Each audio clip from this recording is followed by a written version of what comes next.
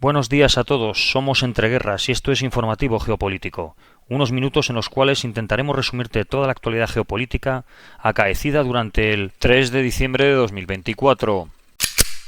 El Estado Mayor ucraniano ha manifestado que sus tropas han logrado repeler a las fuerzas rusas que intentaban establecer un punto de apoyo en el lado occidental de río Oskil, al norte de la ciudad de Kupiansk. La BBC ha entrevistado a soldados ucranianos en la región de Kursk, que describen una situación crítica marcada por condiciones adversas y un sentimiento generalizado de incertidumbre. Hablan de condiciones meteorológicas extremas, constantes bombardeos rusos y falta de descanso, lo que ha generado una fatiga física y psicológica. Aunque las fuerzas ucranianas intentan mantener el territorio, los soldados admiten estar en retirada, mientras que las fuerzas rusas recuperan terreno constantemente. Uno de los entrevistados explicó que su principal misión sería retener posiciones estratégicas hasta que un eventual cambio político en Estados Unidos, con la llegada de Donald Trump, pudiese abrir la posibilidad de negociaciones. Sin embargo, señaló que el objetivo final de esa estrategia sigue siendo incierto. A pesar del uso de misiles avanzados como los ATAC-CMS y los Storm Shadow, las conversaciones en los búnkeres no se centran en el armamento, sino en deseos simples como las rotaciones más regulares o tiempo con sus familias. Un soldado ha destacado que el enfoque no está en capturar territorio, sino en mantenerlo, lo cual está resultando cada vez más complejo.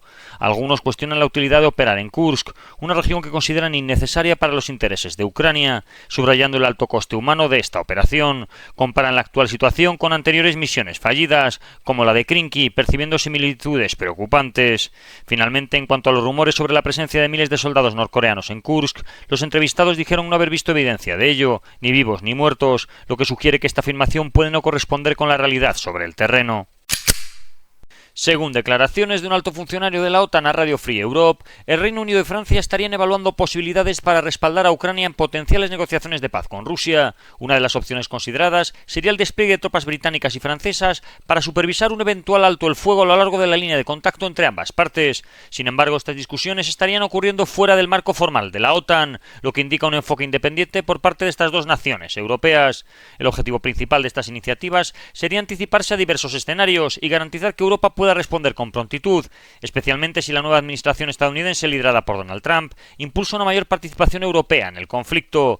Cabe recordar que recientemente el ministro de Asuntos Exteriores de Francia señaló que aunque París no tiene planes inmediatos para involucrarse militarmente en el conflicto, no descartaría ninguna opción. Kaja Kallas, ex primera ministra de Estonia y ahora alta representante de la Unión Europea para Asuntos Exteriores, sucesora de Josep Borrell, destacó en una entrevista con el Kyiv Independent el compromiso de la Unión Europea con el apoyo a Ucrania, tanto en términos económicos como militares.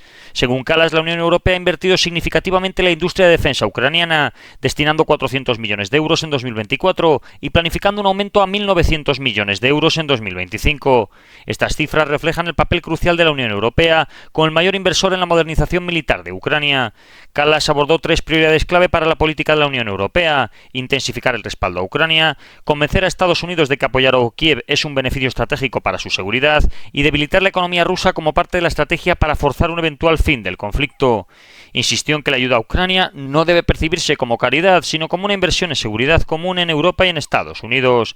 Argumentó que ante el creciente eje entre Corea del Norte, Irán, China y Rusia, resulta vital contener a Moscú con el fin de evitar un mayor fortalecimiento de este bloque. Kallas subrayó que una Ucrania fuerte en el campo de batalla es esencial para garantizar una posición sólida en la mesa de negociaciones. Según ella, apoyar a Ucrania es una estrategia no solo para resolver el conflicto actual, sino también para prevenir futuras amenazas globales lideradas por una Rusia revitalizada. Según dijo una fuente diplomática en Bruselas a la agencia TASS, a Ucrania no se le dará una fecha de admisión a la OTAN en la reunión de ministros de Asuntos Exteriores de la Alianza. Por otro lado, el Pentágono enviará a Ucrania 725 millones de dólares adicionales en asistencia militar de sus reservas, incluyendo minas terrestres antipersonal, drones, misiles antiaéreos portátiles y misiles contra carro. El nuevo tramo será el más grande que Estados Unidos ha enviado a Ucrania desde que se anunció un envío de 1.000 millones de dólares el 24 de abril de este año. En Oriente Próximo, el 990 Regimiento de Artillería de Reserva israelí ha anunciado que ha matado en el centro de la Franja de Gaza a numerosos agentes de Hamas, incluyendo al menos 7 que participaron en el ataque del 7 de octubre, según mandos del ejército israelí. Las fuerzas de defensa israelíes han anunciado que también han matado en un ataque aéreo en el norte de Cisjordania a 3 miembros de Hamas. En el Líbano informaron que recientemente demolieron varios búnkeres de Hezbollah e incautaron armamento en la zona del monte Dov. En este sentido, el ministro de Defensa israelí declaró que Israel hará cumplir estrictamente los términos del alto el fuego, exigiendo que el Líbano autorice al ejército libanés a contener a Hezbollah más allá del río Litani y desmantelar su infraestructura. Advirtió que si el acuerdo colapsa, cualquier retorno a la guerra implicará una respuesta aún más contundente por parte de Israel, eliminando la distinción entre el Estado libanés y Hezbollah, lo que podría traer consecuencias devastadoras para todo el Líbano, incluyendo Beirut. Las autoridades de salud del Líbano dicen que al menos 9 personas han muerto en ataques israelíes en 2 aldeas al sur esta tarde. En Siria, la radio de este país, Sham FM, afirma que el lunes por la tarde se dieron una serie de ataques aéreos israelíes que tuvieron como objetivo los cruces fronterizos entre Líbano y Siria, en la zona de Al-Qusair. El portavoz de la IDF dijo que aviones de la Fuerza Aérea atacaron y mataron también en la zona de Damasco, bajo la dirección de la inteligencia de la División de Inteligencia israelí, al emisario de Hezbollah en el ejército sirio, Salman al-Nimr Hamá. Supuestamente las tropas del ejército regular sirio habrían recuperado parte del territorio perdido después de una intensa campaña de ataques aéreos, aprovechando además el rápido avance de las tropas del Ejército Nacional Sirio y las tropas islamistas mediante pick-ups con una incapacidad manifiesta para consolidar sus posiciones. El ejército regular sirio, dirigido por la 25ª División y Hezbollah, inició una nueva operación al norte de Idrilla, que condujo a la liberación de la localidad de Canasir. Tras ese éxito, las fuerzas gubernamentales siguen avanzando hacia el norte por las carreteras que llegan a la estratégica Al-Safira, donde se están produciendo enfrentamientos con los islamistas. El medio oficial sirio de Sanaa ha avisado que unidades del ejército y fuerzas auxiliares enfrentan un ataque lanzado por terroristas del llamado Consejo Militar de Deir ez-Zor, afiliado a la milicia separatista perteneciente a las fuerzas democráticas sirias, contra las aldeas liberadas en la región de Al-Yashira, en el campo norte de Deir ez-Zor. Por su parte, las fuerzas democráticas sirias justifican su actuación en Deir ez-Zor, asegurando que existe una grave amenaza debido a un inminente movimiento de grandes células terroristas del ISIS. Fuentes kurdas dicen que las YPG siguen presentes en los barrios de Sheikh Maksud y Ashrafie en la ciudad de Alepo y que los convoyes de kurdos huyendo al este son de la población de Tel Rifat. Precisamente en esta población, tras la toma de Tel Rifat, el Ejército Nacional Sirio, apoyado por Turquía, pasa ahora a la ofensiva en Manjib, según denuncian los kurdos de las Fuerzas Democráticas Sirias. Precisamente el portavoz de las Fuerzas Democráticas Sirias afirma que las fuerzas del Consejo Militar de Manjib frustraron un intento de ataque de los mercenarios de ocupación turcos contra las aldeas de la provincia noroccidental de Manjib, dejando 10 muertos entre sus filas. Por otro lado, el Ejército Nacional Sirio, apoyado por Turquía, ha enviado a primeras horas de esta noche refuerzos a esta zona fronteriza, cerca de Manjib, en el norte de Siria, con el fin de combatir a los kurdos. Mientras tanto, el ejército kurdo informa también sobre la eliminación de 7 terroristas del PKK en las regiones del norte de Siria. El reportero del grupo islamista Hayat Tahrir al-Sham, Ahmed Hussein Sureik, ha sido eliminado en un ataque aéreo ruso en las inmediaciones de Alepo. Los rebeldes islamistas sirios anuncian que nuevamente controlan las localidades de Soran y Taibat al-Imán, ambas a 15 kilómetros al norte de Hama. Los rebeldes sirios continuarían acercándose a la ciudad de Hama. En las últimas horas se habría informado de la captura de algunas aldeas y pueblos como Mar Shour y Kafra.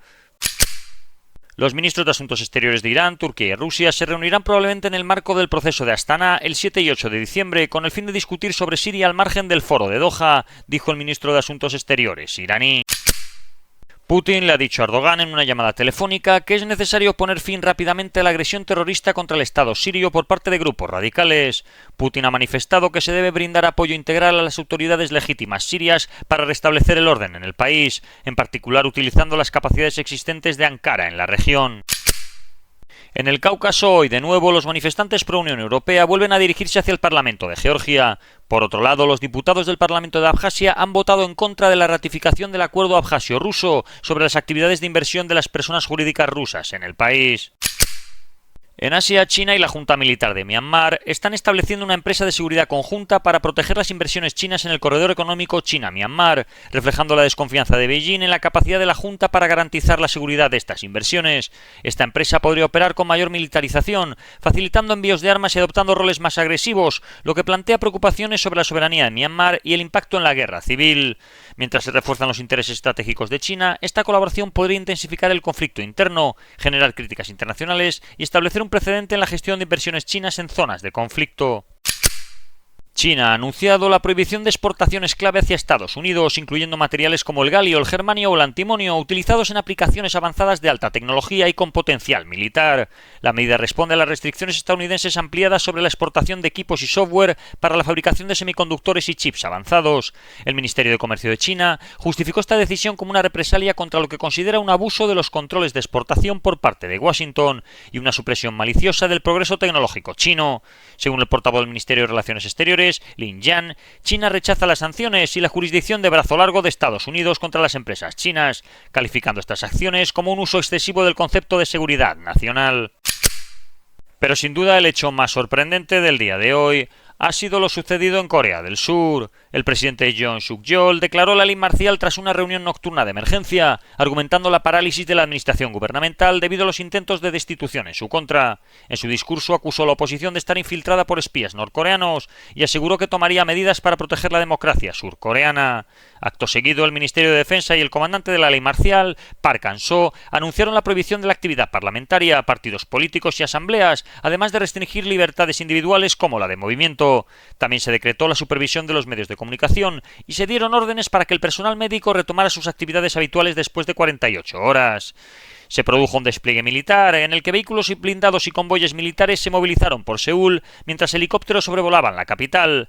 Las fuerzas especiales intentaron entrar en la Asamblea Nacional, donde la oposición había intentado bloquear la aplicación de la ley marcial.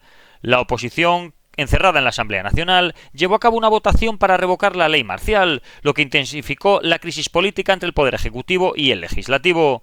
El Parlamento surcoreano declaró la imposición de esta ley como inválida, ganando apoyo en sectores de ciudadanos que se habían concentrado frente al edificio. Paralelamente, fuerzas militares intentaron arrestar al líder del Partido Democrático, Lee Jae-myung, y otros líderes opositores, generando condenas tanto internas como internacionales. La portavoz del Parlamento solicitó al presidente Yoon y al ministro de Defensa levantar la ley marcial, mientras el Departamento de Estado de los Estados Unidos expresó su expectativa de que se respetase la decisión parlamentaria. Acto seguido, tropas y vehículos militares comenzaron a retirarse de las inmediaciones de la Asamblea Nacional y de otros puntos estratégicos. Finalmente, el presidente Yoon Suk-yeol anunció el levantamiento de la ley marcial, marcando el fin de lo que se ha interpretado como un intento de autogolpe. Esto pondría fin a la crisis inmediata, aunque ha dejado profundas tensiones políticas en Corea del Sur, que tendremos que ver cómo se solucionan en los próximos días. Y en África, el ejército sudanés ha llevado a cabo varios ataques contra las fuerzas de apoyo rápido en zonas del este y sur de la capital del estado de Al Jazeera. Las fuerzas de apoyo rápido se han visto superadas en número por la ofensiva que las fuerzas del ejército sudanés están llevando a cabo en varios frentes, donde han avanzado lentamente desde 3 bases ubicadas al oeste, sur y este de la capital de dicho estado. En caso de que las fuerzas gubernamentales logren capturar la ciudad de Wad Madani, esto abriría el camino para que avancen hacia Jartum a través de las aldeas que bordean las orillas del Nilo Azul. Y esto ha sido todo por hoy. Si queréis profundizar en las noticias que hemos comentado, leer alguna de ellas o visualizar diferentes vídeos de actualidad, os recordamos que estamos en la aplicación Telegram, con nombre de usuario @entre_guerras. Que tengan un buen día y recuerden el main.